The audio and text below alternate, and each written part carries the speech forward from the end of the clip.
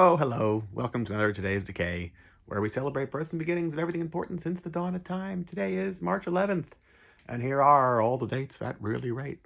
On this day in 1818, Mary Shelley's Frankenstein was first published. While I don't have an original copy, I've got a bunch of other ones spread out from the Victorian era to today, and I thought we could revisit some of them. I was very lucky to go to not one but two different Mary Shelley's Frankenstein exhibits here in New York City. One was at the New York Public Library on 42nd Street, where they filmed the first scene from Ghostbusters, and the second was at the Morgan Library. They were both excellent. I thought walking out of the New York Public Library one, I was never going to see a Frankenstein exhibit to top this, and then the Morgan Library kind of blew them out of the water. Not that it's a competition, but they were both great, and I look forward to there being an eventual third one somewhere else that is even better than the last, because that means we get to look forward to things, right? Right. About today, here is a Victorian era copy of Frankenstein. Some of these are very delicate, this being one of them. Small print, devil's in the details. Here is one from 1931. This was the photoplay as issued by the Reader's Library in England. Original dust jacket, and even smaller print. But, you know, it's all in there. That's the important part, right? Here is the American version, 1931 photoplay. Yeah. This is, I don't remember if there's actually stills from the film in here or not. Yep, there we go.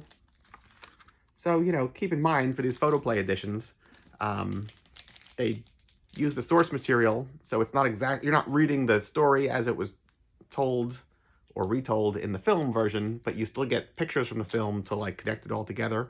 And movies back then lasted in the theater for like sometimes days. Not to say like if it wasn't successful, like this wasn't necessarily even a gauge of success or not.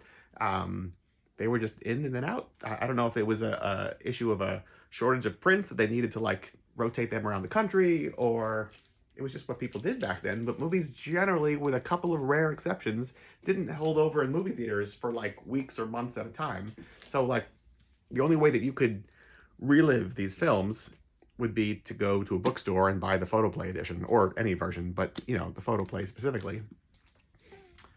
There was no repertory theaters like to see old films. Like, you know, it was in a theater out and then destined to be melted down for its silver content. So like things were very fleeting back then. We think things are fleeting now. They're fleeting. They were maybe more fleeting then.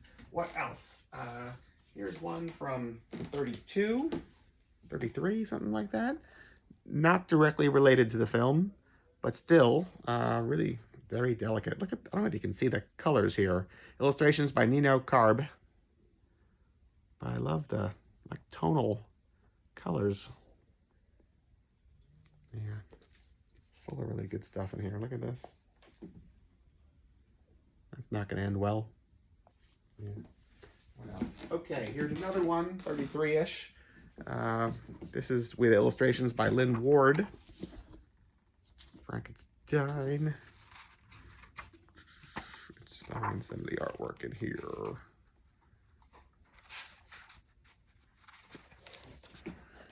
Also, you know, this is clearly not referencing the film. Just the original novel. There's some really good stuff in here. Let me find.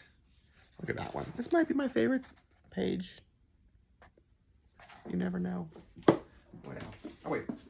That wasn't Lynn Ward. Who is this? The next one's Lynn Ward. This one is... Oh, how embarrassing. Illustrations by Everett Henry. Yeah. This next one, though, is the Lynn Ward one, which is particularly striking, right? What do you think? Which is the front, which is the back? Is it coming or going? I don't know. It's like it's all stitched together in no random order. But again, really great artwork. I gotta hand it to them. Really great artwork.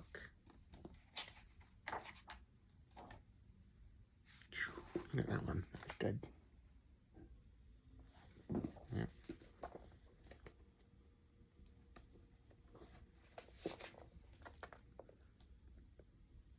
I love different artists' take on like the same classic content, you know? So, there you go. Frankenstein, today, 1818.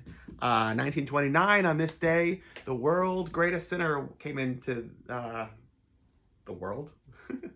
Timothy Carey, filmmaker, all-around crazy person, actor, rock and roll star? Sure, why not? Yeah.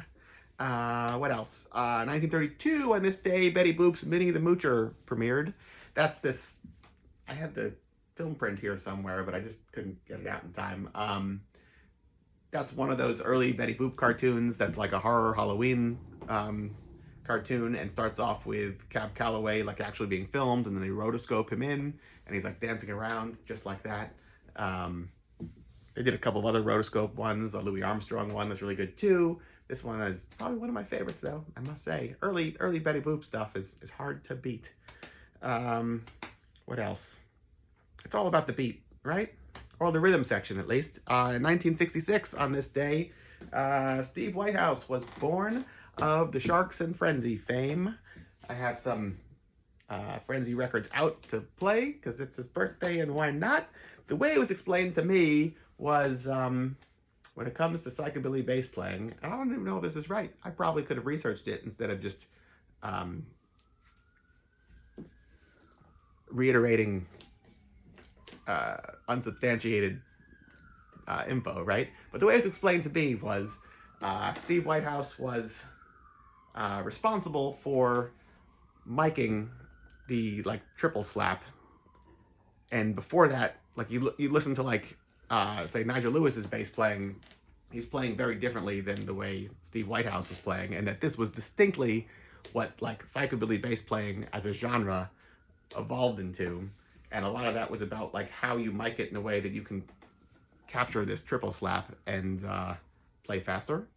I wouldn't necessarily say he's like, this starts and ends with him. Lots of other people made their own inroads into this beforehand. Somebody like Willie Dixon, you look at like old film footage of Willie Dixon, and how is this not psychobilly bass playing? I don't know. But from a say modern, but a relatively modern standpoint, like as in like modern in the last 40 years, Steve Whitehouse is responsible for this. So yeah, thanks Steve. And thanks Mary Shelley. And thanks Tim Carey. And thanks Betty Boop for another successful Today's Decay. Until tomorrow, goodbye.